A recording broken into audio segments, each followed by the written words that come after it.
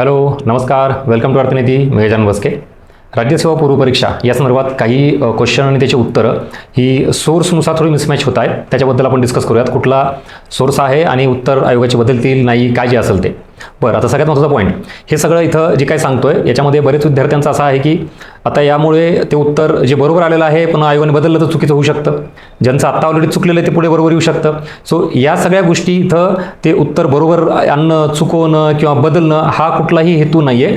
इथं main purpose माझा हा आहे की ॲक्च्युअल काही गोष्टींना आपण तिथं समजून घेणं गरजेचं आहे. जसं की हा पहिलाच प्रश्न बघा इथं, ह्याला नेमकं कसं डील करायचं, म्हणजे पॉईंटमध्ये ज्या वेळेला एखादी व्हॅल्यू बदलते तर ती गृहीत धरायची का नाही धरायची याच्याबाबत अवेअरनेस यावा आणि येणाऱ्या पुढच्या ज्या परीक्षा आहेत ना त्याला आपल्याला कसं इथून पुढे सामोरे जायचं यासाठी बेसिक इनपुट्स देणं या अँगलने मी हे व्हिडिओ करतोय. बाकी आता तुम्ही तो क्लेम करायचा आहे नाही करायचा, इट्स युअर कॉल, तर तुम्ही ठरवा काय करायचं आहे.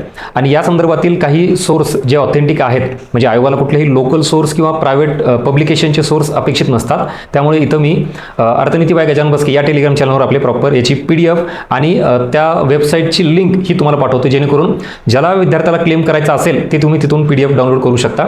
इथं मी काही याला मार्किंग केलेलं आहे, पण तिथं तुम्हाला विदाऊट मार्किंग हे प्रॉपर मिळून जाईल अर्थनीती बाय गजानन बस्के टेलिग्राम चॅनलवर. काही गोष्टी या वेबसाईटवरून घेतलेल्या आहेत, काही इकॉनॉमिक सर्व्हेमधून घेतलेल्या आहेत आणि काही युनिव्हर्सिटीच्या सोर्समधून मी तुम्हाला द्यायचा प्रयत्न केलेला आहे. आता ज्या सेंट्रल युनिव्हर्सिटी आहेत किंवा डायरेक्टली काही इंटरनॅशनलचे सोर्स आहेत अशा बाबतीत, कारण ते अर्थतज्ञ जे विचारलेत, आता ऑब्व्हियसली भारताचे अर्थतज्ञ असेल तर आपल्याला इथं सोर्स सापडला असता. सो जे अर्थतज्ञ जे इंटरनॅशनल लेवलचे आहेत, जागतिक दर्जाचे, तर तिथं आपण सोर्स तसाच पद्धतीने वापरलेला आहे. याबाबत तुम्ही क्लेम करण्यासाठी त्याचा वापर करू शकता. चला, सो पहिला प्रश्न बघा, 270.48 लाख शिधापत्रिका धारक होते. बाकी ह्या दोघांबद्दल तर काही विषय नाही. इथं आयोगाने उत्तर दिलेलं आहे ABC हे आयोगाचं उत्तर आहे आणि B आणि C तर बरोबर आहे, नो इश्यू. ह्याच्यात जर तुम्ही बघितलात तर ॲज इट इज व्हॅल्यू ही इथे तुम्हाला दिसते 270.84, जी आयोगाने इथं किती केलेली आहे, 48 केलेली आहे. म्हणजे 84 आणि 48 उलटं केलेलं आहे. आता एवढं मायन्यूट लेवलला पॉईंटला ॲक्च्युली काही गणित विचारात घ्यायचं आहे का, तर याच्या आधीचं एक उदाहरण देतो इथं नीती आयोगासंदर्भातील. बघा काय आहे, national institute for transforming India. आणि ॲक्च्युली इन्स्टिट्यूट असू द्यात किंवा इन्स्टिट्यूशन असू द्यात, त्याचा अर्थ तसा मराठीमध्ये फार बदलत नाही, संस्था म्हणूनच आपण कन्सिडर करू शकतो. बाकी इंग्लिशमध्ये ते नाऊन आहे का, प्रोनाऊन्स आहे का, काय ॲडजेक्टिव्ह वगैरे ते बदलू शकतं, पण जर अर्थच घ्यायचा असेल तर ते संस्थाच होऊ शकतं. पण इथं मात्र इन्स्टिट्यूट असं ते चुकीचं आयोगाने दिलं आहे, बिकॉज ऑफ इथं इन्स्टिट्यूशन आहे, हा सुद्धा सोर्स गव्हर्नमेंटचाच आहे. मग इथं जे काही आहे ॲज अ फॅक्ट म्हणून आपण त्याला, तर ते ॲज इट इज घेतला पाहिजे, त्यात थोडाही बदल चालत नाही, असं आत्ताच्या आपण प्रश्नानुसार बघू शकतो. सेम इथं सुद्धा तुम्ही हा जर आकडा बघितला 270.84 लाख आणि आयोगाने दिलेला 270.48 लाख, याच्यामध्ये मला वाटतं तुम्ही जर नीट हे जर केलं, दोघांचा डिफरन्स काढला या दोनमध्ये, तर समथिंग 30-36 हजार असा काहीतरी डिफरन्स येतोय. म्हणजे एवढ्या व्यक्तीचा लाखामध्ये जे काही त्या व्हॅल्यू दिलेली आहे तर त्या दोघांमध्ये हजारामध्ये डिफरन्स येतोय. ॲक्च्युली ती व्हॅल्यू खरंच वेगळी आहे आणि त्याच्यानुसार मग आपल्याला हे इथं बरोबर म्हणता येणार नाही ॲज पर गव्हर्नमेंट सोर्स. परत आता आयोग हे विचारात घेईल नाही घेईल, इट्स कम्प्लिटली डिफरंट पार्ट आणि ते आयोगाचा निर्णय आहे, आयोगाचा कॉल आहे. पण हा सगळा फॅक्च्युअल डेटा ॲक्च्युली मुळात आयोगाने ते पॉईंटनुसार खेळायला नाही पाहिजे, कारण हे अति झालं. एवढ्या मायक्रो लेवलला नॉट पॉसिबल. आपण इथं 70चं 69 केलं, 68 केलं असेल तर घरी धरू शकतो, पण पॉईंटमध्ये डीपमध्ये जाणं हे शक्यच नाही. आणि ह्याच्यात जर आता आयोग इथून पुढे असं खेळायला लागला तर डिफिकल्टी लेवल म्हणण्यापेक्षा हा एकदम विचित्र प्रकार झाला. जर प्रत्येक वेळेला आपण मेन जी फिगर आहे 270 ती 65 68 केली असेल तर चुकीचं म्हणलं, पण ही बरोबर दिली आणि ह्याच्या पुढे जर पॉईंट नाही खेळायचा असेल तर असा बजेट आणि सर्वेचा प्रचंड मोठा आवाका आहे आणि प्रत्येकाचं डेटा पॉईंट वाईज जर खेळायचा म्हणलं तर पुढे इथून पुढे जड जाणार आहे सगळं. चला, तुम्हाला सोर्स सांगितलं आणि याच्याबद्दलचा डाऊट सांगितला, हे नेमकं काय आहे ते. आता परत तोच मुद्दा येतो की कन्क्लुजन काय आहेत. We are not here expert. जे आयोगाचे एक्सपर्ट आहेत ते निर्णय घेतील, काय असेल काय नाही, आणि स्वतः आयोग निर्णय घेईल. पण तुम्हाला जर सोर्स पाठवायचा असेल तर हा परत PDFच्या स्वरूपात टेलिग्रामला टाकलेला आहे, ज्या ज्या विद्यार्थ्याला लागेल त्यांनी तुम्ही तिथून घेऊ शकता. हा झाला पहिला प्रश्न आणि त्याचं हे एक्झाम्पल. नेक्स्ट, आता इथं हा वाला एक प्रश्न. इथं आयोगाने काय केलेलं आहे, मराठी आणि इंग्लिश दोघांमध्ये चुका केलेल्या आहेत. एक म्हणजे हा पहिला ऑप्शन, 1950च्या दशकाच्या उत्तरार्ध म्हणजेच 58-59 ते उत्तरार्ध म्हणजे त्याचं ते इयर सांगतो एक्झॅक्टली. उच्च उत्पन्न असलेल्या देशामध्ये कोल उवर प्रतिमानाने लोकसंख्या वाढ आणि आर्थिक विकास यातील संबंध जोडला आहे. आता कोल आणि उवर प्रतिमान हे कशा संबंधित आहे तर लोकसंख्या वाढ आणि आर्थिक विकास हे एकदम परफेक्ट आहे. पण लो इन्कमसाठी आहेत, जे लो इन्कम कंट्री आहेत ना त्याच्यासाठी आहे. मग इंग्लिशमध्ये मात्र ते बरोबर दिलेलं आहे. आणि आयोगाचाच नियम असा आहे की मराठीमध्ये जरी काही चूक झाली तर इंग्लिश हा सोर्स व्यवस्थित पकडला जाईल. त्यामुळे इंग्लिशनुसार हे इथं बरोबर पडतं. ठीक आहे. आता हे कोल आणि होर प्रतिमानानुसार उच्च प्रजनन क्षमतेखाली GNP अधिक वेगाने, GNP असू द्या, GDP असू द्या, वॉटेवर राष्ट्रीय उत्पन्न आपण इथं गृहीत धरू आणि त्याचा संबंध इथं फर्टिलिटी रेट सोबत जोडलेला आहे. हे विधान तर कम्प्लिटली चुकीचं आहे. परत इथं सोर्स तुम्हाला दिलेला आहे. हा सगळा पूर्ण व्यवस्थित डिटेलमध्ये वाचून घ्या. इथे मी मार्किंग केलेली आहे की यांचा असं म्हणणं आहे की ज्यावेळेला आपण जन्मदर असू द्यात कुठलाही तो जर वाढला प्रकार साहजिक आहे 0 ते 14 हा जो वयोगट आहे ज्याला आपण डिपेंडंट पॉप्युलेशन म्हणतो ती वाढतीये आणि त्याच्यामुळे इथं हे childrens in the population, childrens are costly. त्याच्यानंतर मग ते कन्झम्पशन रादर दॅन इन्व्हेस्टमेंट म्हणजे त्यावर होणारा खर्च, मग ते हेल्थवर असू द्यात, एज्युकेशनवर असू द्यात, त्या चिल्ड्रनवर होणारा खर्च, तर ते ॲक्च्युली इन्व्हेस्टमेंट नाही तर ते खर्च समजला जातो. त्यामुळे तो खर्च जो असतो कन्झम्पशन एक्सपेंडिचर तो कशावर इम्पॅक्ट पाडत असतो, सेव्हिंगवर इम्पॅक्ट पाडत असतो. मग इथं परत तेच दिलं तुम्हाला की सेव्हिंग, इन्व्हेस्टमेंट याच्यावर परिणाम होतो. पुढे अजून एक सोर्स जोडलेला इथं हे इकॉनॉमिक ग्रोथ अँड सेव्हिंग आणि त्याच्यातही तेच सगळं सांगितलेलं आहे. ओव्हरऑल नेमका काय परिणाम होतो आणि एकूणच देशाचं राष्ट्रीय उत्पन्न ते काय होतं, कमी व्हायला सुरुवात होते.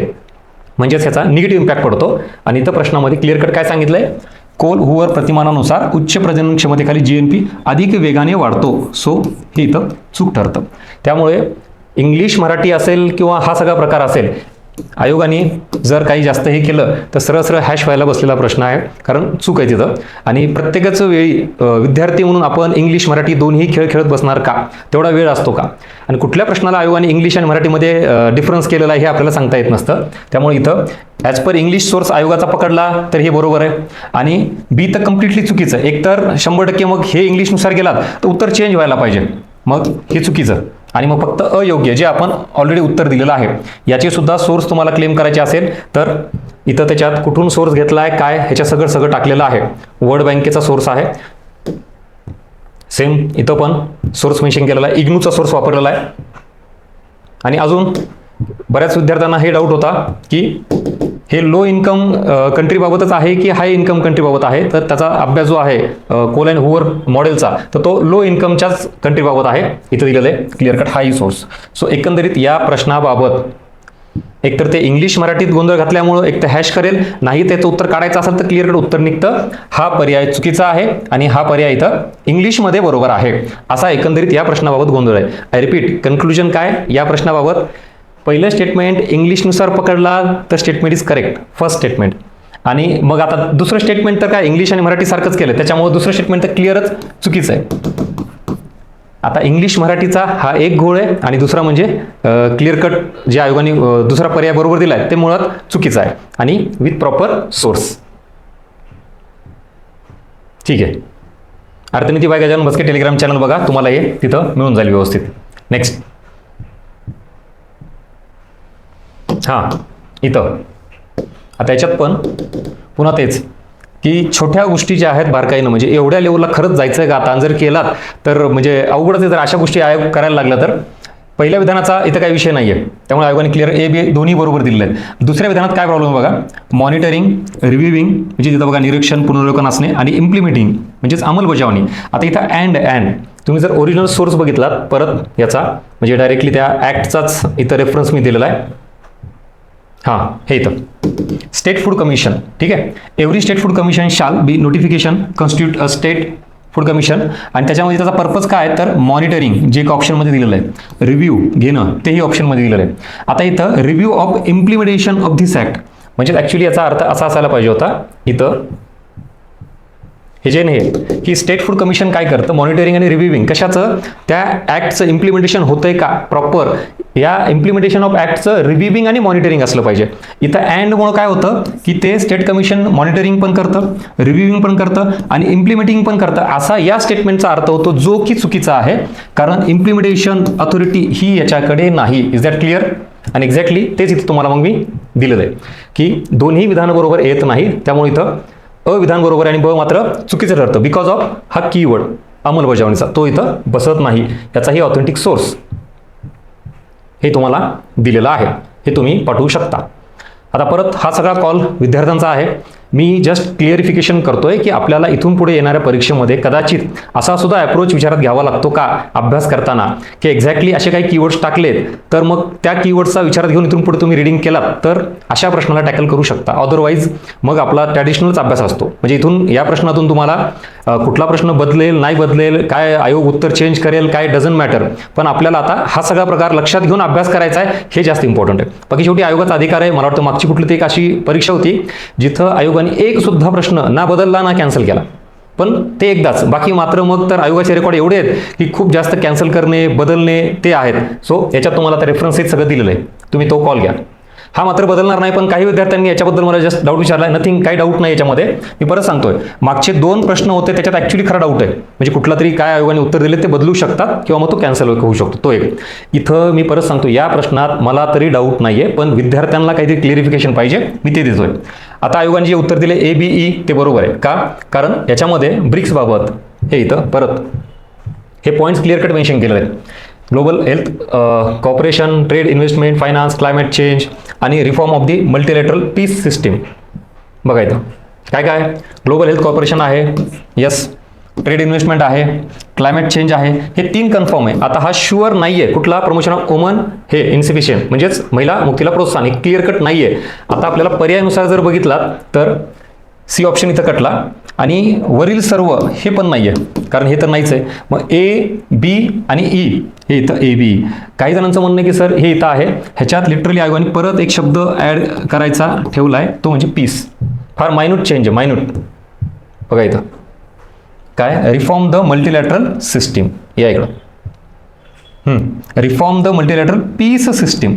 मग तो पीस शब्द फक्त नाही आहे, त्याच्यामुळे इथं बऱ्याच जणांना जे डाऊट आहे तो इथं लक्षात घ्या. पण असंही आपल्याला शेवटी ऑप्शननुसार जायचं की कुठले ऑप्शन्स अवेलेबल आहेत. सो ABE हा पर्टिक्युलरली या उत्तराला लागू होणारा, प्रश्नाला लागू होणारा ऑप्शन्स आपल्याला मिळतो, त्यामुळे याच्याकडे जायचं. म्हणून फ्रॉम माय साईड ह्याच्यात काही बदल होणार नाही किंवा काही नाही, जे क्लिअर कट उत्तर निघू शकतं. नेक्स्ट, इथं परत शक्यतो चेंजचा काही संबंध नाही आहे, पण याच्यातही बघा इथं आयोगाने काय दिलंय, कुठलं चूक आहे, नॉट करेक्ट, फक्त A विधान चूक दिलंय, याचा काही विषय नाही. ह्याचाही काही विषय नाही, हे बरोबरच आहे. आता इथं मात्र बऱ्याच विद्यार्थ्यांना काय प्रॉब्लेम आहे की 87 मध्ये ब्रुटलँड आयोग नैरोबी येथील संयुक्त राष्ट्रसंघाच्या दुसऱ्या परिषदेमध्ये हा फार वेग स्वरूपाचा पार्ट दिला आयोगाने इथं स्टेटमेंट. बघा, संयुक्त राष्ट्राच्या ज्या परिषदा आहेत regarding woman, regarding environment, regarding economy development वगैरे भरपूर परिषदा आहेत, आणि त्यातली इथं स्पेसिफिकली संयुक्त राष्ट्राची दुसरी परिषद असं म्हणलेलं आहे. आणि नैरोबी जर असं म्हणलात तर मला वाटतं समथिंग 82-83 एक काहीतरी नैरोबीची परिषद झाली होती ती एक, आणि मग परत 87 झाली होती. म्हणजे हे इथं मॅच होतंय का, तर होतंय, पण मग संयुक्त राष्ट्रसंघाची दुसरी परिषद असं नाही म्हणता येणार. तुम्ही ज्यावेळेला जर बघाल 87लाच जी नैरोबी या ठिकाणी झाली होती, हे सगळं तुम्हाला इथं परत सोर्स व्यवस्थित मेन्शन केलेलं आहे ह्याच्यात.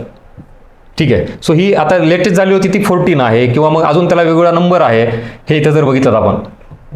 ठीक आहे.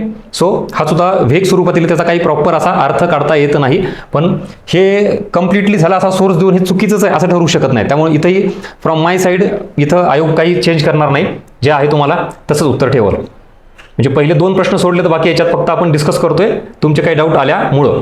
चला, हा सुद्धा इथंही काही संबंध नाही, हे सगळं आहे, आणि याचेही ऑथेंटिक सोर्स तुम्हाला परत जर पाहिजे असेल कोणाला, हे इथं हे सगळं मॅच होणारं विथ हायलाईट.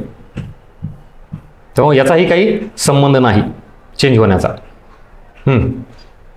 इथं पण सेम तसंच सगळं फ्रॉम माय साईड, काही प्रॉब्लेम नाही, काही चेंज होणार नाही, सगळे इथं अवेलेबल आहेत.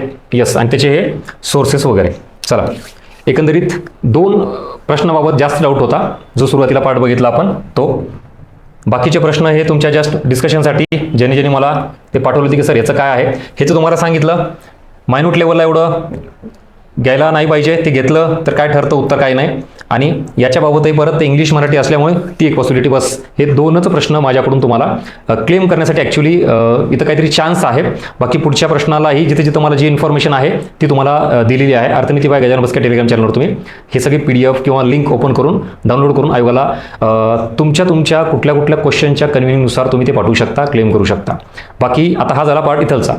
ह्याच्यानंतर सगळ्यात महत्त्वाचा पार्ट आहे, काही गोष्टी ह्या लिटरली जर अशा लेवलला येत असतील तर आपल्याला थोडं अजून बारकाईनं काही गोष्टी वाचाव्याच लागतील. दुसरा पर्याय नाही. काय होतं, कधी कधी आपण असं आयोगाला म्हणतो की असं कुठं असतं का, एवढं बारकाईनं कुठं असतं का, म्हणजे तिथं ते नाही का अँड आणि ऑफ, म्हणजे ॲक्टचं इम्प्लिमेंटेशन ॲक्च्युली करायची त्याची जबाबदारी नाही आहे, पण मग ते अँड टाकल्यामुळे ते पण त्याच्यामध्ये येतं. मग ह्याही लेवलला आपल्याला खेळायचं आहे का, की ते रिव्ह्यू घेतं, मॉनिटरिंग करतं, एवढंच फक्त इम्प्लिमेंट करत नाही.